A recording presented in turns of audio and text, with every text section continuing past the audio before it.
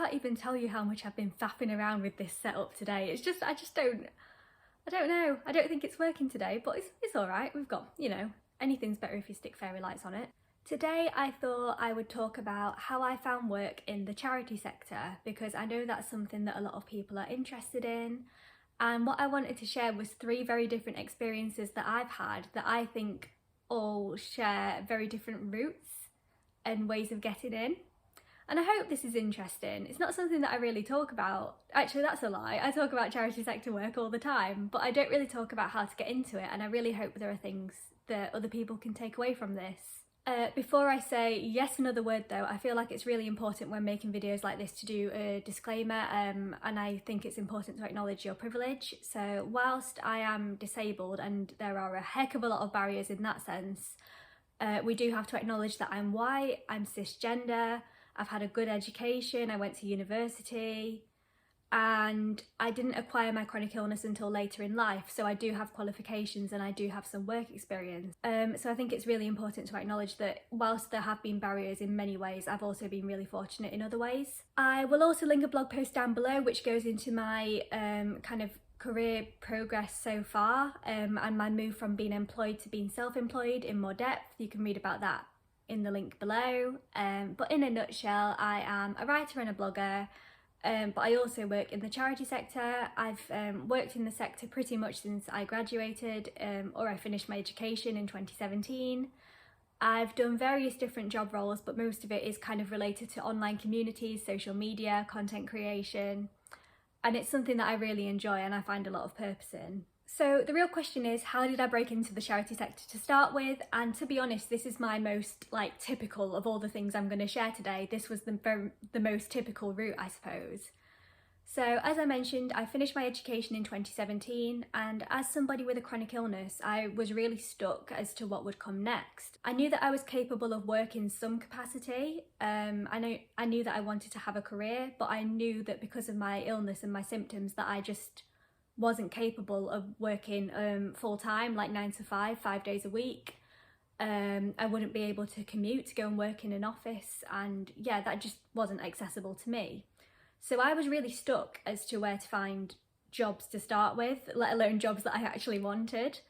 So at that time I was applying for anything and everything, but what I was doing was emailing charities that I liked, basically.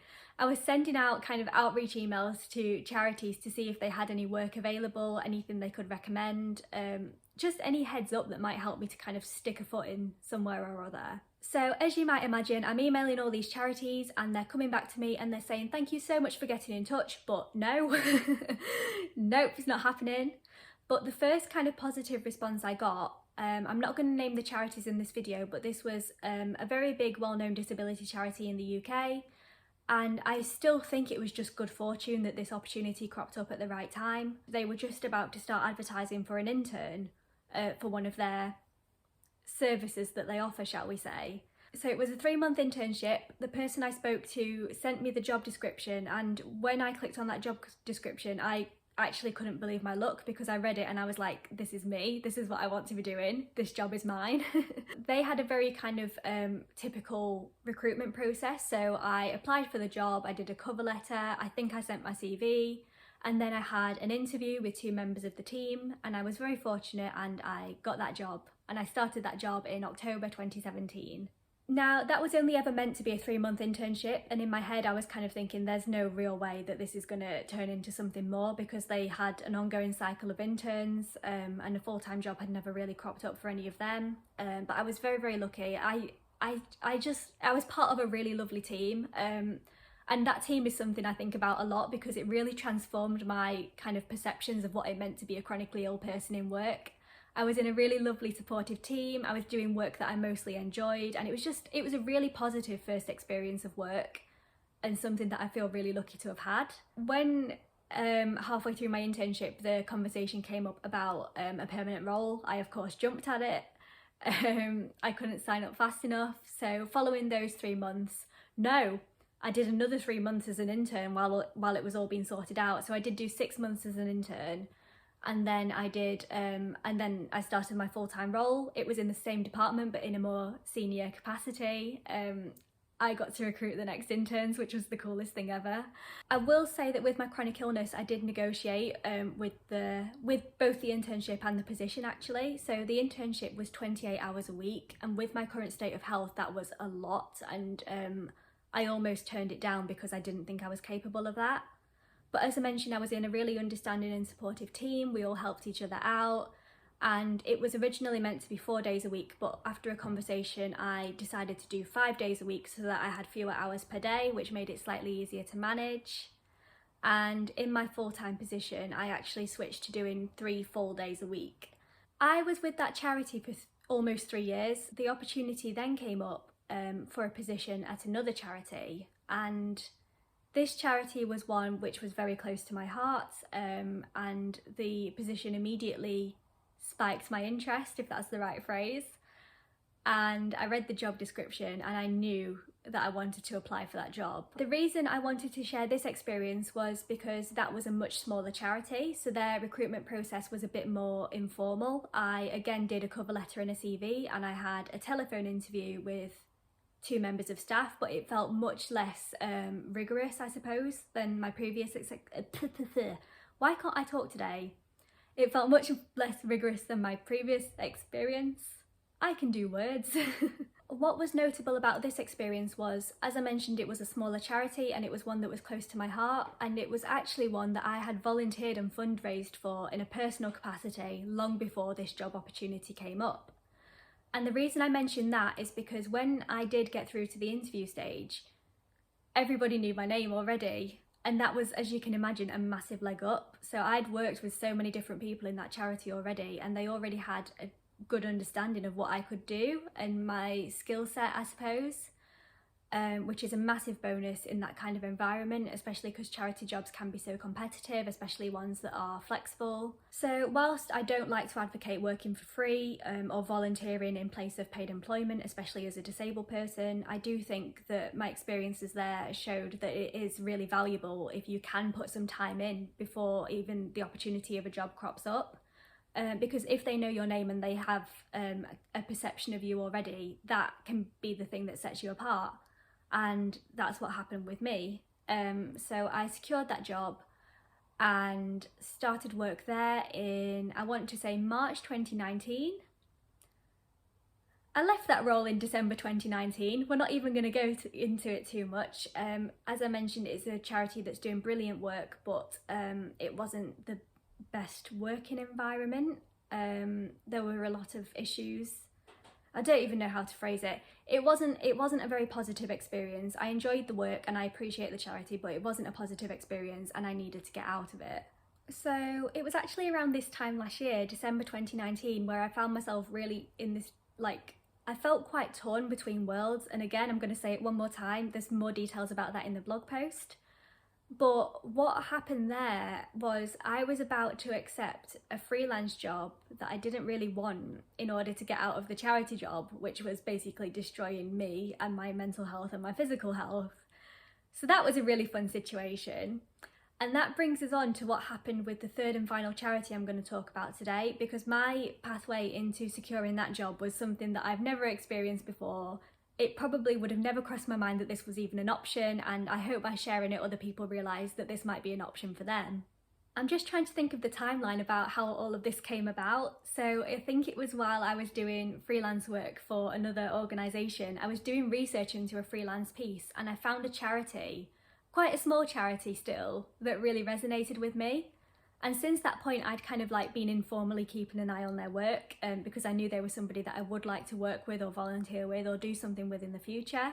It was through one of their newsletters that the opportunity came up to volunteer, so I put myself forward for that. And through that, I actually got talking to the CEO of the charity. And one thing led to another, and that led to me doing some freelance work for them. I should say that that freelance work actually started while I was in my previous role. That started a bit earlier. So that started earlier on in 2019. I did a freelance project which was basically helping them out with some content and some comms work. I finished that project, I got paid, I was on really good terms with the charity by this point, we had a good conversation going on. And I remember thinking, how do I take this further? Is there another freelance project I can do for them? And I was mulling all of that over at the same time, debating whether to accept this other job opportunity that had come up. Again, that was in a freelance capacity, and I didn't want the job. Like, I knew even from the start I didn't want the job. The only reason I was slightly debating taking it was to get me out of the other charity job that I had a really not very nice experience with. Now, I remember going to bed in the afternoon, which is something I do to manage my condition. I have to go and have a rest in the afternoon. I remember going to rest one afternoon while all of this was going on, and I can't describe it any other way than it just like hit me like a ton of bricks, and I was like, do you know what? They should give me a job. This third charity, I'm going to pitch them. I'm going to tell them why they should give me a job. And even looking back now, I still can't believe I did that. Like, that's not that... Oh, you okay? That's not a very me thing to do. And I think, in all honesty, I was having quite a good year in 2019. And the only reasoning I can think for doing this was that because I was feeling pretty confident. I don't know if I'd have the same guts to do it now, to be honest. But I couldn't rest. I went to bed and I couldn't rest because as soon as that idea came into my head, I was like, I have to do it. Even if it's a no, like the worst that can happen is they can say no, and at least I'll have tried. So I got myself up and I sat down and I was like, what do I want? What can I offer this organisation? What can I do and say that will make them realise that I have something of value to add, that they should hire me for? And I spent a bit of time and I basically came up with a role. I specified what I would do, how that could benefit the charity, how many hours it would take me to do it, and how much I would charge for it, being in mind that it is a charity. So yeah, I basically put together this proposal, I emailed it over to the CEO, and I think I basically stopped breathing until they replied. I can't remember how long it took them to reply. I don't think it was that long, but they basically came back and they said, I like your thinking. I remember that really clearly. They said, I like your thinking. Let's have a conversation about it. And I was like, oh my gosh, I can't believe that actually worked. And whilst the job that came out of it is because I'm in it now, that job is significantly different to the job I originally pitched. That came about just on that complete off chance that they would be receptive to it. I'm doing a role now. It is freelance, it's not employment, but that's good, that's what I wanted. It's a freelance self-employed role, and I work in communications consultancy, and I do a lot of online content, and I do a bit of everything really, and I love it. I feel really, really lucky that the role I'm in now feels like such a good fit, and it feels like exactly where I'm meant to be, and I find it so rewarding.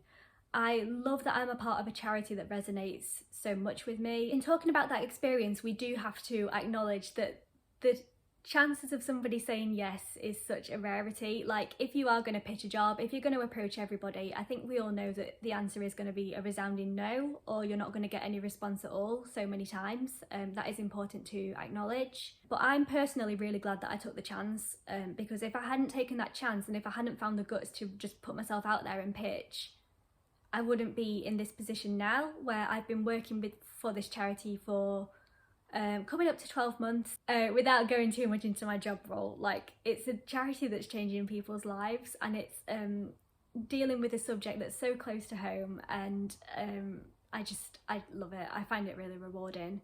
And the other big thing for me is that I work with people who recognise that I have worth and I have potential. So what I really wanted to do with this video is to show that there are traditional routes into charity sector jobs.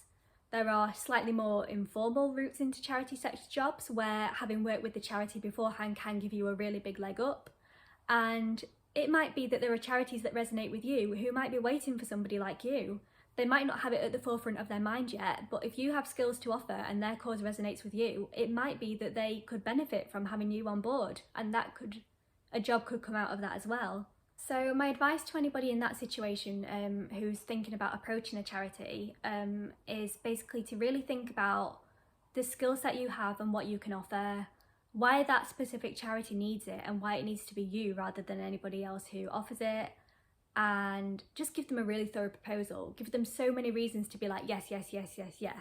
Oh, and I think it's really important to say as well, like I mentioned, my charity that I work for now, I started off, I came forward as a volunteer, and then I did some freelance kind of one-time ad hoc work, and then a job came after that. So it might be that you have to accept less to start with. And as I say, I don't agree with working for free over the longer term, especially for disabled people, but that might be the route in. And sometimes just getting your foot in the door can be the game changer. So those are the 3 routes into the charity sector that I wanted to share today, and I hope that in doing so it at least gives you some kind of ideas or a bit more understanding as to some of the more unique ways that these things can come about. I appreciate that I'm putting this video out at a time where employment is difficult even for non-disabled people. It's very difficult to find paid work, and the situation for disabled people is just something else, and chronically ill people who might need reasonable adjustments. But I hope this kind of shows that it's not impossible.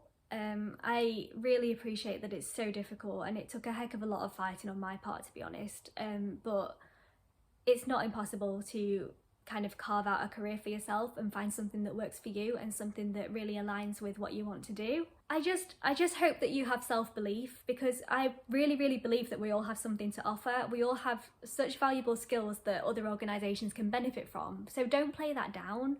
Like, if you have a cause that resonates with you, or an organisation that you have your eye on, whether it's charity sector or not, don't be afraid to just kind of like, just stick your head in and be like, hey, this is me, I can do these things, you should hire me. Maybe not word it quite like that, but you know what I mean. I hope that's at least slightly helpful. It was a bit of a ramble, but if there are any things in this video that you feel like you would like to hear in more depth, let me know, because it might be something I can do a blog post about or another video about. But yeah, to round things up, thank you so much for watching. You can subscribe if you want, and I will see you next time.